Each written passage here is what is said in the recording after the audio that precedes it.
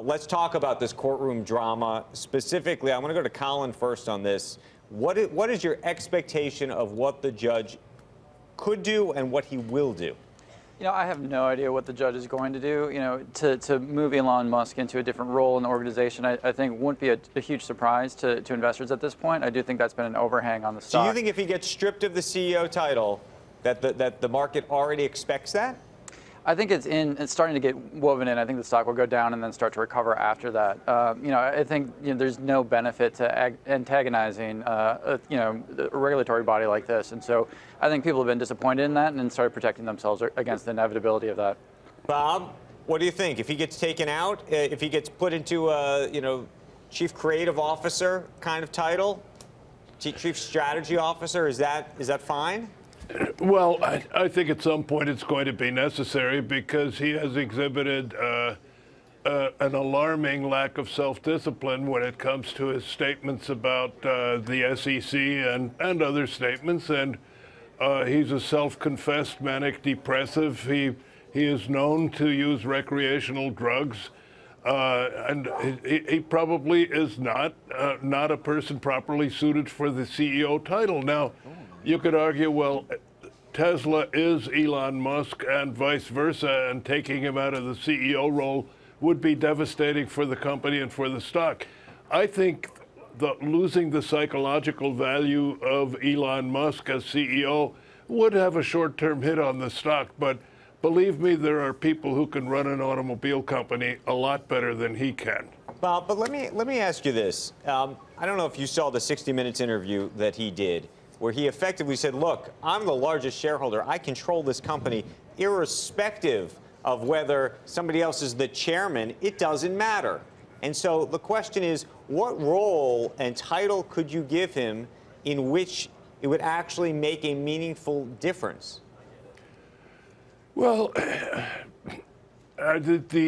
S.E.C. can always find a way to prevent him from having active control of the company. I don't exactly know what the legal mechanism would be, but the Ford Motor Company, Ford family controls all the stock, and yet they don't control necessarily the CEO position. But at any rate, I think you would do with Elon Musk what Honda did with Soichiro Honda about 30 years ago, is move him off into a lab, give him 100 people or so, let him have some designers and some engineers, and be a chief creative officer and come up with new ideas. But one thing's for sure, currently I see no bright future for Tesla whatsoever. And it's very hard to conjure up a scenario by which Tesla looks good 5 years from now. Colin, can you conjure up that future? Yeah, absolutely. I find it kind of comical that Bob's missed all of this disruption to date. The auto companies really didn't make a commitment to electrification or to autonomy really until 2017. So there's still another 3-year window before any of these real platforms start to come to fore. It gives Tesla plenty of time to not only continue cultivating their brand and getting embedded in consumer behavior, but also to drive cost out in a real meaningful way. Tesla's really on a track that's significantly ahead of anything the auto OEMs are doing in terms of driving battery cost out, efficiency of the vehicles, and propulsion in terms of range on the vehicles. And so, to see them, take that time and use it effectively would not be a surprise, considering what they've already done to date.